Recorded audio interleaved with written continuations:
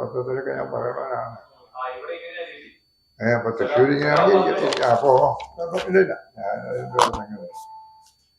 ഇത് നമ്മുടെ സഹകരണ മേഖലയില് വർഷങ്ങളായി നടന്നു വരുന്ന ഒരു കാര്യമാണ് സഹകരണ വാരാഘോഷം.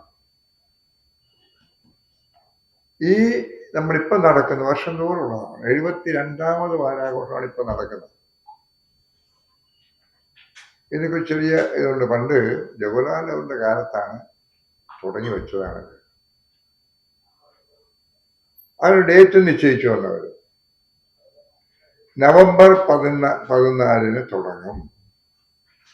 അന്ന് നവംബർ 14 സെലക്ട് ചെയ്യാൻ അന്നത്തെ കാര്യം എന്ന് വെച്ചാൽ, ഒന്ന് ശിശുദിനമെന്നാണ്. 2 ജവഹർലാൽ നെഹ്റുവിന്റെ ജന്മദിനവും നവംബർ 14. അന്ന് അവര് എന്ന് പറയപ്പെടുന്നതാണ്. എനിക്കറിയില്ല, ഞാൻ ഇല്ലല്ലോ. അപ്പൊ നവംബർ 14 തുടങ്ങിയിട്ട് 20 അവസാനിക്കുന്ന സഹകരണ വാരാഘോഷമാണ്. അത് നമ്മൾ ഈ അടുത്ത കാലത്താണ് ഇങ്ങനെ മാറ്റിയത്. എങ്ങനെ? ഉദ്ഘാടനം ഒരു സ്ഥലത്ത്, സമാപനം മറ്റൊരു സ്ഥലത്ത്.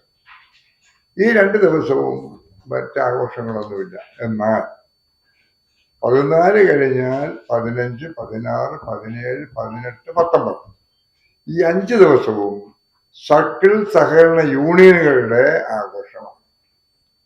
അവിടെ സെമിനാറുകളും ഘോഷയാത്രകളും അതുപോലെ ചർച്ചാ സമ്മേളനം മറ്റൊക്കെ ഇങ്ങനെയുള്ള പല പല രീതിയിലുള്ള ആഘോഷങ്ങൾ നടത്തും. ഇപ്പോ നവംബർ 14 നമുക്ക് നടത്താൻ പറ്റിയില്ല. നമ്മളെല്ലാം തയ്യാറായി, എല്ലാം വന്നപ്പോഴാണ് തെരഞ്ഞെടുപ്പിന്റെ പ്രഖ്യാപനം വന്നത്. അപ്പോ ആ പെരുമാറ്റച്ചട്ടമുണ്ട്. ആ പെരുമാറ്റച്ചട്ടം അനുസരിച്ച് ഈ ഒന്നും നടത്താൻ പാടില്ല എന്നാണ്. ഞാൻ കൊണ്ട് തന്നെ ഇതിന്റെ അധികാരികളെ കണ്ട് ഞാൻ എഴുതി കൊടുത്തു. ഞങ്ങൾക്ക് വേറൊന്നുമില്ല, ഈ സഹകരണ യൂണിയനും ആ രംഗത്തെ പ്രവർത്തനം എന്ന് പറയുമ്പോൾ യാതൊരു രാഷ്ട്രീയവും ഇല്ലാത്തതാണ്. ഒരു സംഗതിയില്ല, എല്ലാവരും ചേർന്നുള്ളതാണ്. കോൺഗ്രസ് ഉണ്ട്, BJP ഉണ്ട്, കമ്മ്യൂണിസ്റ്റ് പാർട്ടി, CPI ഉണ്ട്, CPM ഉണ്ട്, എല്ലാവരും അടങ്ങുന്ന സംഗതിയാണ്. അതുകൊണ്ട് ഞങ്ങൾക്ക് ഇന്നലെ എക്സംഷൻ തരണം, ഞങ്ങളും നടത്തിക്കോട്ടെ, ആഴ്ച കാര്യമുള്ളൂ, വർഷങ്ങളായി നടത്തുവാനല്ലേ എന്ന് പറഞ്ഞപ്പോ ചെയർമാൻ പറഞ്ഞു, ഒന്ന് ആലോചിക്കട്ടെ, ഞാനതിനെ നോക്കാം. ഞാൻ വീണ്ടും വിളിക്കുമ്പോഴൊക്കെ തന്നെ ചെയർമാൻ പറയുന്നത് കുഴപ്പമില്ല എന്നാണ്. ഈ പറയുന്ന 20-ാം തീയതിക്ക് 2 ദിവസത്തെ മുമ്പേ പറയുന്നു നടക്കില്ല. ഞങ്ങൾ കമ്മിറ്റി കൂടിയപ്പോൾ അതിന് തയ്യാറായി വന്നു. അതുകൊണ്ട് ഈ പറയുന്ന തെരഞ്ഞെടുപ്പ് കാലയളവിൽ നമുക്ക് അങ്ങനെ നടത്താൻ ഒക്കില്ല, ഉദ്യോഗസ്ഥന്മാർക്ക് പങ്കെടുക്കാൻ ഒക്കില്ല, അവർക്ക് ഇവർക്കുണ്ടല്ലോ MLA-മാർ, അവർക്ക് പങ്കെടുക്കാൻ ഒക്കില്ല എന്ന് പറഞ്ഞിട്ട് ലൈൻ എടുത്തുകൊണ്ടാണ് നമ്മളിത് മാറ്റിയത്. അത് പറയാതെ പോകുന്നത് ശരിയല്ല, മാറ്റിയത്. അതുകൊണ്ട് മുഖ്യമന്ത്രിക്കും സഹകരണ മന്ത്രിക്കും മറ്റുള്ള രാഷ്ട്രീയ പാർട്ടി പ്രതിനിധികൾക്ക് സൗകര്യമായിട്ടൊരു ദിവസമാണ് നമ്മൾ 29 തൊട്ട് ജനുവരി 4 വരെ എന്ന് പറഞ്ഞൊരു തീയതി. 29-ാം തീയതി ഇവിടെ ഉദ്ഘാടനവും, അതുപോലെ ജനുവരി 4 ആലപ്പുഴയിൽ അതിന്റെ സമാപനവുമാണ്. ഇവിടെ ഉദ്ഘാടനം ചെയ്യുന്നത് എല്ലാ വർഷവും ഈ സഹകരണ വാര ഉദ്ഘാടനം ചെയ്യുന്ന മുഖ്യമന്ത്രിയും സമാപനം ഉദ്ഘാടനം ചെയ്യുന്നത് സഹകരണ വകുപ്പ് മന്ത്രിയാണ്. അതുകൊണ്ടാണ് ഇവിടെയും അങ്ങനെ വച്ചത്. അപ്പൊ ഈ ഇതിനിടയിലുള്ള 5 ദിവസം, അതായത് 29 കഴിഞ്ഞാൽ 30, 31, 1, 2, 3 ഈ 5 ദിവസം വിവിധ സർക്കിൾ യൂണിയനുകളിലുള്ള അവരുടെ പരിപാടികളാണ്. അതാണ് ഇതിനകത്തുള്ളത്. ഇതിൽ പങ്കെടുക്കുന്നവരുടെ കാര്യമൊക്കെ നീ പറഞ്ഞിട്ടുണ്ട്, എല്ലാവരെയും ഉൾപ്പെടുത്തിയിട്ടുണ്ട്. ഒരു പങ്കെടുക്കുമെന്ന് ഞാൻ പറഞ്ഞില്ല, ഇവരെല്ലാവരെയും അറിയിച്ച് പങ്കെടുക്കാം എന്ന് പറഞ്ഞ ആളുകളാണ് ഇതിനകത്തുള്ളത്. അത് നോക്കിയാൽ ഞാൻ വേണമെങ്കിൽ ഒന്നുകൂടെ പറഞ്ഞുതരാം. ഞങ്ങൾ വെച്ചിട്ടുണ്ട്, നിങ്ങൾ തന്ന ലിസ്റ്റിലുണ്ട്. ഇത് പതാക ഉയർത്തുന്നത്, എപ്പോഴും പതാക ഉയർത്തുന്നത് സഹകരണ സംഘം രജിസ്ട്രാറാണ്, ഇപ്പൊ ബാബുവാണ്. അദ്ദേഹമാണ് പതാക ഉയർത്തുന്നത് 29 രാവിലെ 10 മണിക്ക് തന്നെ. അത് കഴിഞ്ഞാൽ ഉദ്ഘാടന സമ്മേളനത്തിൽ തുറമുഖം സഹകരണം ദേവസ്വം വകുപ്പ് മന്ത്രി വി എൻ വാസവൻ അധ്യക്ഷത വഹിക്കും. പ്രതിപക്ഷ നേതാവ് വി ഡി സതീശൻ, റവന്യൂ വകുപ്പ് മന്ത്രി കെ രാജൻ, ഉന്നത വിദ്യാഭ്യാസ വകുപ്പ് മന്ത്രി ആർ ബിന്ദു, കേന്ദ്ര പെട്രോളിയം പ്രകൃതിവാതക ടൂറിസം വകുപ്പ് സഹമന്ത്രി സുരേഷ് ഗോപി എന്നിവർ മുഖ്യ അതിഥികളായിരിക്കും. ഇവരൊക്കെ ചോദിച്ചിട്ടുണ്ട്, വരാമെന്നും പറഞ്ഞിട്ടുണ്ട്. വരുമോ ഇല്ലെന്നുള്ളത് അവരുടെ കാര്യങ്ങൾ നമുക്ക് പറയാൻ പറ്റില്ല. അത് കഴിഞ്ഞിട്ട് MLA-മാരായ Balendran, AC Moideen, KK Ramendran, ET Laisan master, Xavier Chittilappilly, VR Sivakumar, NK Akbar, Murali Perunnalli, UR Pradeep, CC Mukundan, Saneesh Kumar Joseph, MP-മാരായ K Radhakrishnan, Benny Behanan, Kerala bank president P Mohanan master, സഹകരണ വകുപ്പ് സ്പെഷ്യൽ സെക്രട്ടറി ഡോക്ടർ വീണായൻ മാധവൻ IAS, സഹകരണ സംഘം registrar doctor P Sasi Babu IAS, Thrissur ജില്ലാ കളക്ടർ അർജുന പാണ്ഡ്യ IAS, സഹകരണ auditor director MS Shereen IAS, Kerala bank director M Balaji, Cochin Devaswom board president K Raveendran, സംസ്ഥാന സഹകരണ യൂണിയൻ ഭരണസമിതി അംഗം ലളിത ചന്ദ്രശേഖരൻ, തൃശൂർ സർക്കിൾ സഹകരണ union chairperson CR Varghese Thalappilly, circle സഹകരണ union chairperson LK Pramod Kumar, Chavakkad circle സഹകരണ union chairperson advocate PR Vasu, Kodungallur circle സഹകരണ യൂണിയൻ ചെയർപേഴ്സൺ സായുജ് AM എന്നിവർ പങ്കെടുക്കും എന്ന് അറിയിച്ചിട്ടുണ്ട്. സംസ്ഥാന സഹകരണ യൂണിയൻ ചെയർപേഴ്സൺ കോഴിക്കോട് കൃഷ്ണൻ നായർ സ്വാഗതവും സംസ്ഥാന സഹകരണ union additional registrar secretary Rajith Kumar MP നന്ദിയും പറയുന്നു. ഇതാകെ ഉദ്ഘാടനം ചെയ്ത് കേരളത്തിലെ മുഖ്യമന്ത്രി പിണറായി വിജയനാണെന്ന് സമ്മതിച്ചിട്ടുണ്ട്. അതാണ് അതിനെ സംബന്ധിച്ച് പറയാനുള്ളത്. പിന്നെ ഇത് എങ്ങനെ അത് പറയാം രണ്ടാമത്തെ കാര്യം. പിന്നെ തുടർന്ന് ഇത് രാവിലെ ഉദ്ഘാടനം കഴിഞ്ഞാൽ ഒരു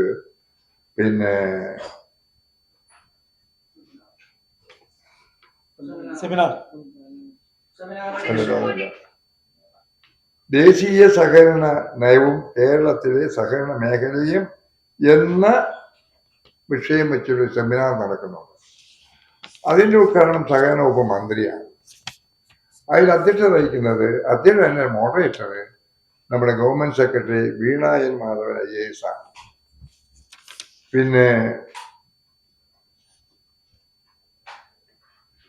അതിൽ വിവിധ കക്ഷി നേതാക്കന്മാർ അതിൽ പങ്കെടുക്കും. അതുകൊണ്ട് CP ജോൺ എന്നുള്ളത് അതിൻ്റെ ഒരു പ്ലാനിംഗ് ബോർഡ് മെമ്പറായിരുന്നു. Karakulam Krishnapillai, P Harindran, NK Ramendran, KB Pramod, Binu Kavungal, C Sajith ഉൾപ്പെടെ സഹകരണ രംഗത്തെ പ്രമുഖരായ പങ്കെടുക്കും. പിന്നെ തൃശൂർ സഹകരണ യൂണിയൻ സെമിനാറിന് തൃശൂർ സഹകരണ യൂണിയൻ ചെയർപേഴ്സൺ PR വർഗീസ് സ്വാഗതവും Thrissur joint registrar general UBG Kuriakose നന്ദിയും പറയും. ഇത് ഇവിടെ നടക്കുമ്പോൾ ആലപ്പുഴ 4-ാം തീയതി സമാപനം നടക്കുന്നുണ്ട്. അതിന്റെ ഉദ്ഘാടനം അത് പറഞ്ഞിട്ടുണ്ട്. ഉദ്ഘാടനം പിന്നെ നമ്മുടെ സഹകരണ വകുപ്പ് മന്ത്രി വാസവനാണ്. അതുപോലെ തന്നെ അവിടുത്തെ ആ MP, അവിടുത്തെ ആ ജില്ലയിലെ MLA-മാര്, അവർ സഹകരണ രംഗത്തെ പ്രഗത്ഭരായ ആളുകളെല്ലാം തന്നെ എല്ലാ പാർട്ടിയിലുള്ളവരും തന്നെ എല്ലാവരും പങ്കെടുക്കുന്ന സമാപനമാണ് ആലപ്പുഴ നടക്കുന്നത്. അതൊക്കെ ഇതിനകത്തുണ്ട്. ഇതിൽ ഇനി പറയാനുള്ളൊരു കാര്യം, ഇതിൽ ഏകദേശം നമ്മൾ ഒരു 1500-ഓളം ഡെലിഗേറ്റ്സ് പങ്കെടുക്കും. നമ്മൾ 2ആയിട്ട് വെച്ചിട്ട് ഇതിപ്പോൾ നമ്മൾ പിന്നീട് പണ്ട് ഇങ്ങനെയല്ല ഇതായിരുന്നു, ഇപ്പോൾ അത് വെച്ചത് ഒരു കൂടുതൽ ആളെ പങ്കെടുപ്പിക്കേണ്ടി അവർക്ക് ഒരു സെറ്റ് ആളുടെ പോലല്ലോ. അപ്പൊ അതുകൊണ്ട് 2ആയി നടത്തി ഉദ്ഘാടന യോഗത്തിൽ ഒരു 1500 സമാപനത്തിൽ ഒരു 1500. ഇതാണ് നമ്മളൊരു ഇട്ടിരിക്കുന്നത്. അതിനാരൊക്കെ ഓരോ സർക്കിളിൽ നിന്നും നമ്മൾ ഇത്ര പേരെ പങ്കെടുപ്പിക്കണം എന്ന് തീരുമാനിച്ചിട്ടുണ്ട്. കണ്ണൂര് തൊട്ട് തൃശ്ശൂര്, പാലക്കാട്, തൃശ്ശൂര് വരെയുള്ള 7 ജില്ലകളിലുള്ളവരാണ് തൃശ്ശൂര് ഉദ്ഘാടന സമ്മേളനത്തിൽ പങ്കെടുക്കുന്നത്. അതിനിപ്പുറമുള്ള എറണാകുളം തൊട്ട് തിരുവനന്തപുരം വരെയുള്ള 7 ജില്ലകളുള്ള പ്രതിനിധികളാണ് സമാപനത്തിൽ പങ്കെടുക്കുന്നത്. എന്നാൽ സർക്കിൾ സഹകരണ നമ്മുടെ യൂണിയന്റെ ബോർഡ് മെമ്പർമാർ, സർക്കിൾ യൂണിയൻ ചെയർമാൻമാർ 64 പേര്, അവിടുത്തെ സെക്രട്ടറിമാരുന്ന അസിസ്റ്റന്റ് രജിസ്ട്രാർമാര്, ആ ജില്ലകളിലെ എല്ലാ ജില്ലകളിലെയും ജോയിന്റ് രജിസ്ട്രാർമാര്, അതുപോലെ തന്നെ ആഡിറ്റ് ഡയറക്ടർമാര്, സെക്രട്ടറിമാർ, ഇവരെല്ലാം തന്നെ ഏകദേശം ഒരു എല്ലാ ജില്ലകളിൽ നിന്നും 3 പേര് മിനിമം വരുന്ന രീതിയിലുള്ള ആളുകൾ 2 സമ്മേളനത്തിലും പങ്കെടുക്കും. മറ്റുള്ള കാര്യമാണ് ഈ പറഞ്ഞത്. ഇത്ര പേരെന്നുണ്ട്, ഓരോ ജില്ലയിൽ നിന്ന് ഇത്ര പേരെന്നുണ്ട്. അവര് ഈ പറയുന്ന 2 ഭാഗത്തും സമാപനത്തിലും ഉദ്ഘാടനത്തിലും പങ്കെടുക്കാനാണ് തീരുമാനിച്ചിരിക്കുന്നത്. അത് ഇയാളുടെ കൂടുതൽ എല്ലാവരും കൂടി 10,000 പേരെ പങ്കെടുപ്പിക്കാൻ കഴിയാനുള്ള സ്ഥല സൗകര്യമില്ലാത്തതുകൊണ്ടാണ് ഇങ്ങനൊരു തീരുമാനം നമ്മൾ 3-4 കൊല്ലം കൊണ്ട് എടുത്തുകൊണ്ടിരിക്കുന്നത്. 3-4 സമ്മേളനത്തെ മുമ്പ് അങ്ങനെ ഉണ്ടായിരുന്നു. മുമ്പ് ഇത്രയും ആൾ പങ്കെടുക്കാനോ ഒക്കില്ല. ഇപ്പോ ഒരു സർക്കിളിൽ നിന്ന് ഇത്ര പേര് പങ്കെടുക്കാമെന്ന് അവിടെ തീരുമാനിക്കും. ഓരോ ജില്ലയ്ക്ക് കൊടുത്തിട്ടുണ്ട്. നമ്മൾ ഇവിടുന്ന് ഒരു ജില്ലയ്ക്ക് ഇത്ര പേര്, ഓരോ ജില്ലയ്ക്ക് ഇത്ര പേരെന്ന് പറയുമ്പോൾ അത് പങ്കെടുപ്പിക്കാനുള്ള ജില്ലയിലുള്ള സർക്കിൾ യൂണിയൻ ചെയർമാൻമാര്, സെക്രട്ടറിമാര്, അവിടുത്തെ ജോയിന്റ് രജിസ്ട്രാർ, അവിടുത്തെ ബോർഡ് മെമ്പർ, ഇവര് കൂടിയിരുന്ന് തീരുമാനിച്ചാണ് എത്ര ഇന്ന സംഘത്തെ അല്ല ഇത്ര പേരെ ഓരോ സർക്കിളിൽ നിന്നും പങ്കെടുപ്പിക്കാൻ തീരുമാനിച്ചത്. 4-ാം തീയതി ഇത് തന്നെ രാവിലെ 10 മണി വരെ ആണ് തുടക്കം. ഇതാണ് ഇതിന്റെ ഉള്ളടക്കം പറയാനുള്ളത്. ഇനി സംശയമുണ്ടെങ്കിൽ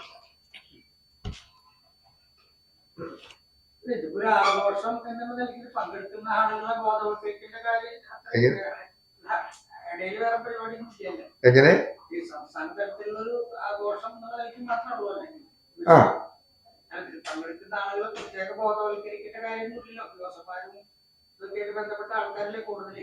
ഇല്ല, അതല്ല, അങ്ങനെയല്ല. ഇതിനകത്ത് വേറെയുണ്ട്. രജിസ്ട്രാർ ഓഫീസിൽ നിന്ന് ഇത്ര പേര് പങ്കെടുക്കും, മന്ത്രി ഓഫീസിൽ ഇത്ര പേര്, അതുപോലെ തന്നെ അവരൊക്കെ ഉണ്ട്, യൂണിയനിൽ ഇത്ര പേര്, ഇതൊക്കെ തീരുമാനിച്ചിട്ടുണ്ട്.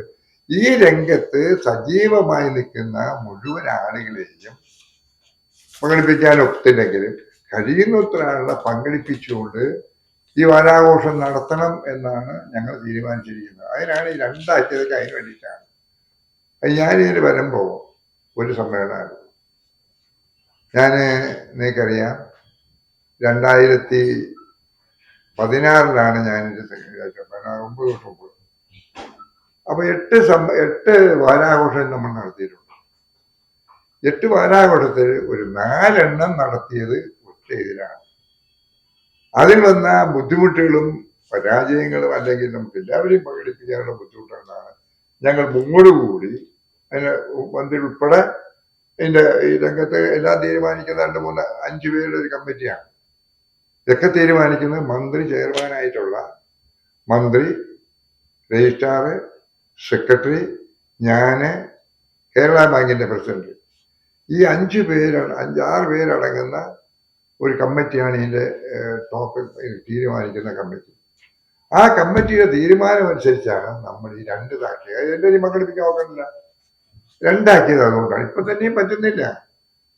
ഇപ്പോഴും വന്നിരിക്കുന്ന ഇതിന് എത്ര പേര് വരും? വളരെ കുറച്ച് ആളെ നമുക്ക് എല്ലാവരെയും വരാൻ പറ്റണില്ല.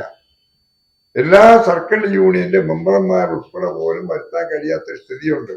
കാര്യം ഇതിനകത്ത് എത്ര സംഘങ്ങള്, സർവീസ് സഹകരണ ബാങ്കുകള്, മിൽക്ക് സഹകരണ സംഘങ്ങള്, ഇൻഡസ്ട്രീസിന്റെ കയറ്, കൈത്തറി, അതുപോലെ തന്നെ ഇത് എല്ലാവരും ഇതിനകത്ത് അവരുടെ സർവീസിലുള്ള ആളുകൾ, സർവീസ് സഹകരണ സംഘങ്ങൾ, ജീവനക്കാരുടേത്, ഇങ്ങനെയുള്ള ഈ കേരളത്തിലുള്ള മുഴുവൻ ഈ സഹകരണ മേഖലയിലുള്ള മുഴുവൻ ആളുകളെയും പങ്കെടുപ്പിച്ചുകൊണ്ട് ഇത് നടത്തണം എന്നുള്ളതാണ്. അതിൽ രാഷ്ട്രീയമില്ല, ബന്ധുവും സ്വന്തവും നോക്കാതെ, കക്ഷികൾ നോക്കാതെ, പാർട്ടി നോക്കാതെ, ജാതിയും മതവും നോക്കാതെ നടത്താമെന്നുള്ള ആഗ്രഹത്തിന്റെ അടിസ്ഥാനത്തിലാണ് ഞങ്ങളിത് മുമ്പോട്ട് കൊണ്ടുപോകുന്നത്. ഇതുവരെ അങ്ങനെയാണ് വന്നിട്ടുള്ളത്. അതിനകത്ത് വേറെ ഒന്നും വരാനിടയുമില്ല. അതുകൊണ്ടാണ് ഇത് 2 ഇങ്ങനെ വന്ന് ഇതൊക്കെ ഓരോ വർഷം കഴിയുമ്പോൾ മാറി മാറി വരുന്നുണ്ട്.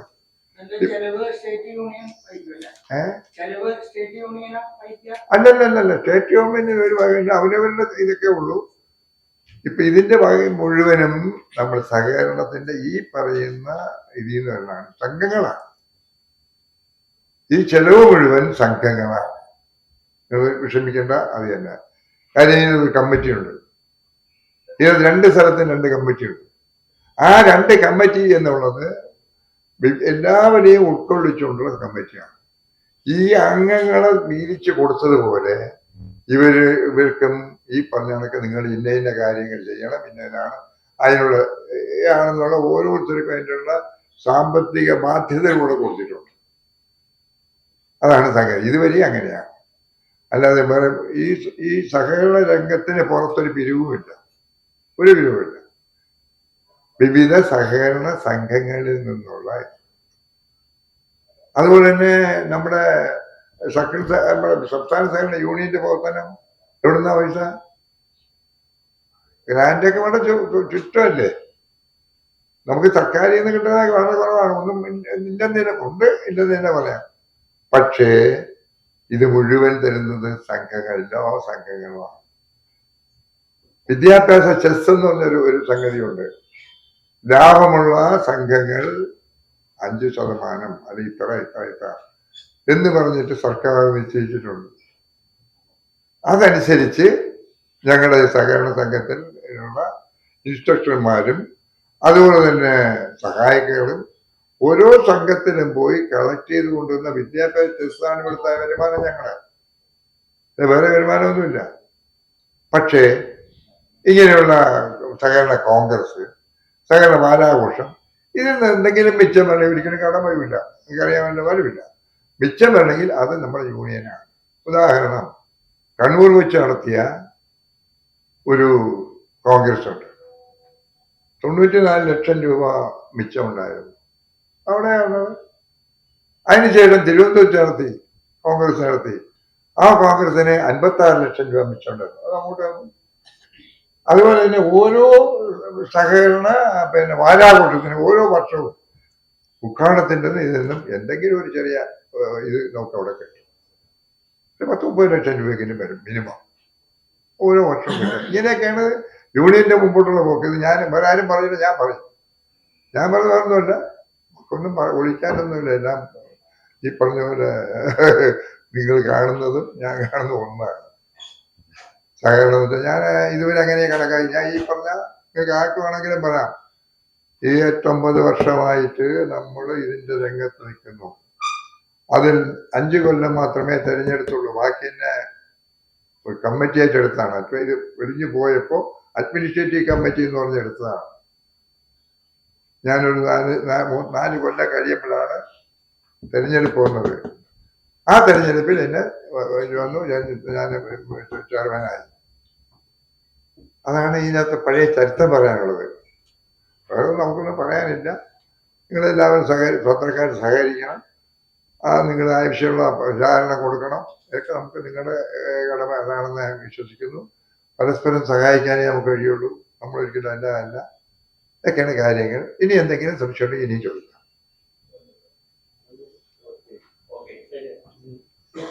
കേട്ടോ, ഇത് പറയണ്ട. ഇതൊക്കെ